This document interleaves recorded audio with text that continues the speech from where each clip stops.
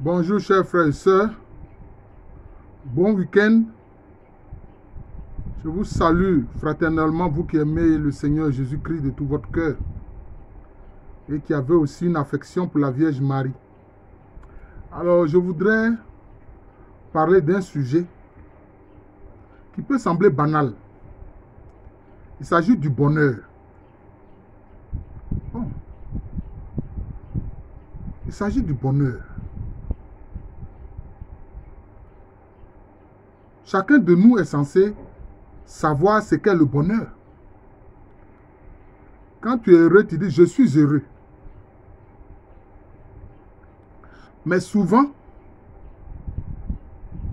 ce que le monde appelle bonheur n'est pas ce que le Christ appelle bonheur. C'est ça qui fait problème. Et c'est cette confusion du bonheur du monde et du bonheur chrétien auquel quelquefois, et même souvent, les couples chrétiens sont confrontés. Parce qu'on confond le plaisir à la joie. On confond le plaisir au bonheur. Le plaisir est lié aux 5 sens. La vue, tu regardes un spectacle qui te plaît. L'odorat, tu sens les effluves d'un bon repas. Tu entends, tu parles, tu goûtes. Tu goûtes. Voilà. Avec la bouche, tu goûtes. Avec la langue, tu goûtes. Et puis maintenant, tu touches. Voilà. Donc, ce sont les 5 sens. Très souvent dans les couples, et même dans les couples chrétiens, les gens confondent le plaisir et le bonheur. Très souvent, au début du mariage, au moment des fiançailles, on est comme dans une sorte d'envolée de plaisir qu'on croit être le bonheur. Voilà. Alors, on aime avoir des relations sexuelles, on aime être ensemble, on aime se toucher, etc. Aller au restaurant, manger ensemble, etc. Aller regarder des spectacles ensemble avec son épouse, etc. Ou avec son époux, etc. Bon. Souvent,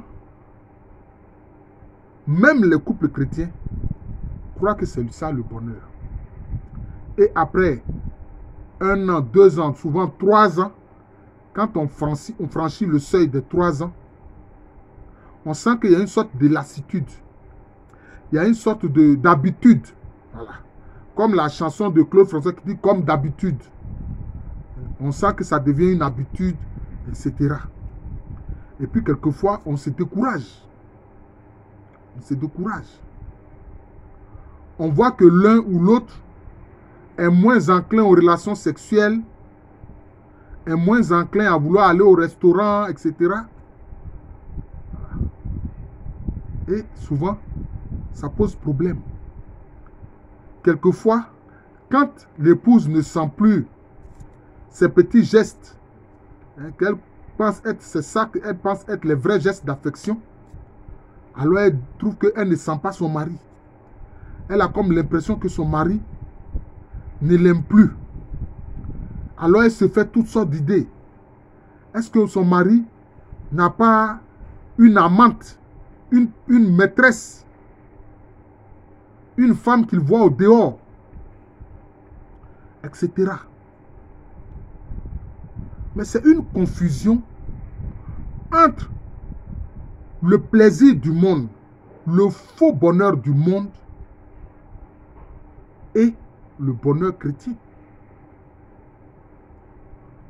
Parce que même Dieu lui-même, même le Seigneur Jésus-Christ lui-même, s'il te fait voir au début de ta conversion, il se manifeste à toi. Il te fait voir des secrets du royaume de Dieu. Mais il ne va pas le faire tout le temps. Il ne le fera pas tout le temps. Il ne le fait pas tout le temps. Il ne le fait pas tout le temps. Il y a comme un moment qu'on peut appeler un moment de temps mort. Mais pourquoi les gens pensent que les gestes de tendresse, etc., d'affection, doivent être permanents, doivent être permanents, doivent être permanents. Non. En toute chose, il y a le flux et il y a le reflux. Est-ce que vous comprenez? Mais si la mer ne faisait qu'avancer, avancer, avancer, ça ne fonctionnerait pas. À un moment, il y a le reflux. C'est comme ça. S'il y avait jour en permanence, pendant 50 jours, personne ne supporterait cela. C'est pour ça que Dieu, dans sa sagesse, fait alterner le jour et la nuit. Dans toutes choses, il y a des pauses, il y a des moments de pause. Mais ces moments de pause ne veulent pas dire que votre conjoint ne vous aime plus. Cela ne veut pas dire que votre mari ne vous aime plus. Parce que l'amour, là, l'amour chrétien, nous les chrétiens, on a compris. Notre amour n'est pas l'amour passionnel du monde. Non. Non. Ce n'est pas l'amour de Roméo et Juliette. Non. C'est l'amour que le Saint-Esprit, Dieu, répand en nos cœurs. Même si ton mari n'est plus enclin à avoir des relations sexuelles avec toi, à te dire des mots de tendresse, à t'envoyer au restaurant, à t'acheter des cadeaux, c'est dans ton cœur qu'il t'aime. Oui. Vous allez me dire que oui, mais l'amour a besoin de preuves. Mais il a déjà prouvé cela. Il t'a épousé. Il a décidé de faire de toi la compagne de sa vie. Et toi aussi, la femme, son épouse, tu as décidé de faire de lui ton compagnon de vie. Donc c'est dans le cœur. C'est l'amour que le Saint-Esprit répand dans nos cœurs. C'est cet amour-là que nous manifestons. Mais ce n'est pas une intensité d'actes affectueux, hein, comme une intensité électrique. Non, il ne s'agit pas de cela. Vous voyez. Et souvent, pour nous les hommes, qu'est-ce que nous disons? Quand nous assurons, je peux dire, le fonctionnement de la maison en apportant la nourriture, enfin, par notre salaire, nos revenus, en payant tout ce qu'il faut pour le bien de notre épouse, pour nos enfants. Ils ont à manger, ils ont un toit. Quand ils sont malades, tu les fais soigner, etc. Pour l'homme, pour lui, dans sa conscience, ce sont déjà des actes d'amour. Mais très souvent, la femme ne voit pas ça comme ça. Non, non. La femme, elle est toujours dans les actes d'amour. C'est-à-dire des actes de tendresse. Ça peut se comprendre parce que la tendresse est spécifiquement féminine. Mais il n'y a pas que ça. Déjà, quand ton mari assure ton bien-être, tu es malade, il te soigne. Il fait en sorte que le loyer soit payé. Il fait en sorte qu'il y ait la nourriture, que les enfants aillent à l'école, que le transport de chacun soit assuré, etc. Mais pour lui, ce sont des actes d'amour. Tu ne peux pas dire que ça, ce ne sont pas des actes d'amour. Si, ce sont des actes d'amour, parce qu'il se dépense pour la famille. Il se dépense pour toi, son épouse. Est-ce que tu comprends? Maintenant, toi, l'épouse, tu dois comprendre que son amour pour toi, là, c'est l'amour de Dieu répandu dans son cœur. Et toi aussi, tu dois comprendre que ton amour pour lui, c'est l'amour de Dieu répandu dans ton cœur. C'est comme ça. Oui, c'est comme ça. Et le bonheur du couple chrétien, c'est de comprendre que le Seigneur Jésus-Christ, c'est lui qui fait le lien de votre amour. C'est lui qui est entre toi et ton épouse. C'est lui qui est entre toi et ton époux. Jésus-Christ est au milieu de vous. Si tu ne comprends pas ça, ça ne va pas fonctionner. C'est Jésus-Christ que tu mets au milieu de ton couple. C'est comme ça. S'il y a l'un qui ne comprend pas ça, eh bien, ça ne fonctionne pas. Et c'est pour ça qu'aujourd'hui, beaucoup de couples chrétiens même divorcent. Alors que dans la foi chrétienne, on ne peut pas divorcer et on ne doit pas divorcer.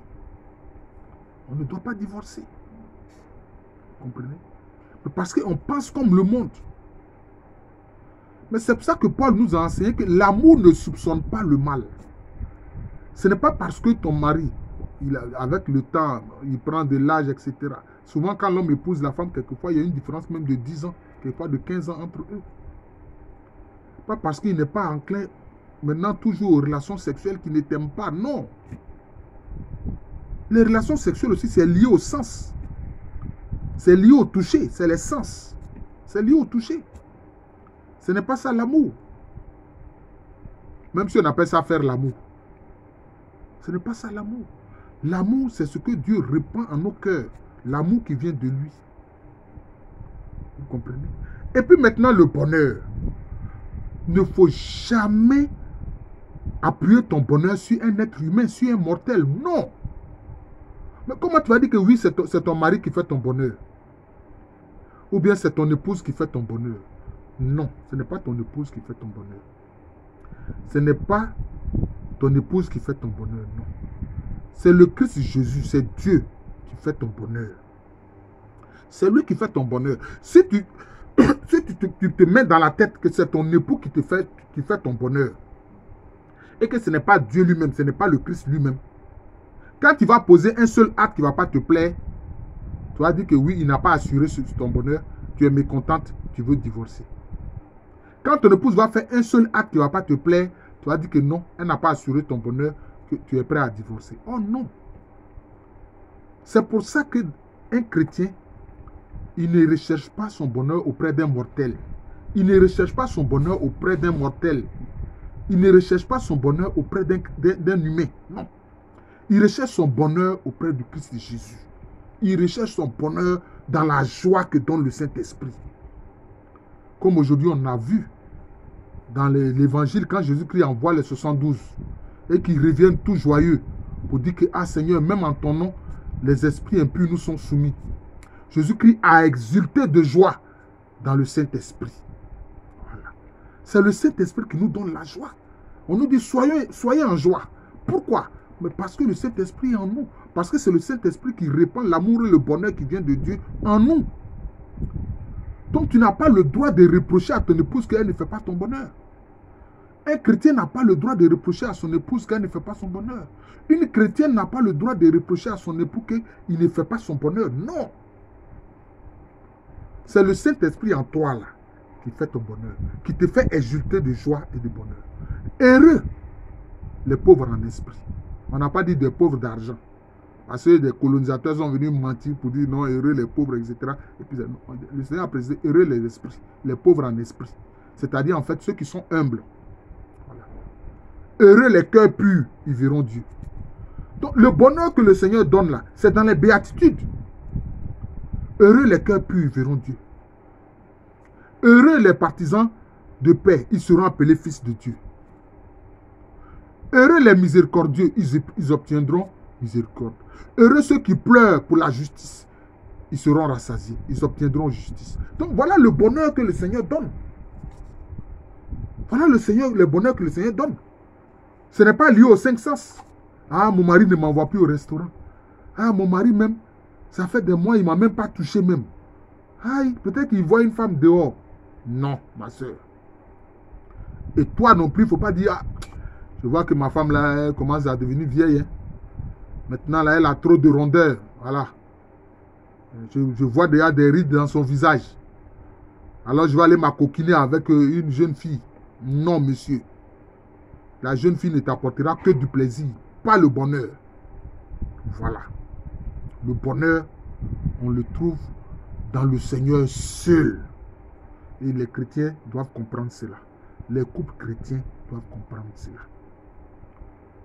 Je vous remercie. Je vais intituler cette vidéo « Le bonheur selon... » comment je peux intituler ça? Bon, le bonheur selon le Seigneur. Voilà, peut-être je vais intituler ça « Le bonheur selon le Seigneur ». Ou le bonheur, le véritable bonheur dans le couple chrétien. Voilà, le véritable bonheur dans le couple chrétien. Je vous remercie. Je suis le frère Jean de l'amour de Jésus. C'est mon nom spirituel. Et c'est le nom aussi de cette chaîne YouTube de moi, à laquelle vous pouvez accéder.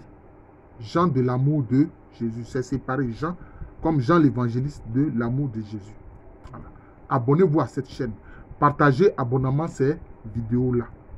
Voilà. Qui sont des vidéos d'enseignement. C'est ma contribution à l'évangile du Seigneur Jésus-Christ. Au fait de répandre l'évangile de Jésus-Christ. Et de parler de la bonne nouvelle. À l'état civil, je suis le professeur Alou Kwame Rémy. Merci encore et bon week-end à tous.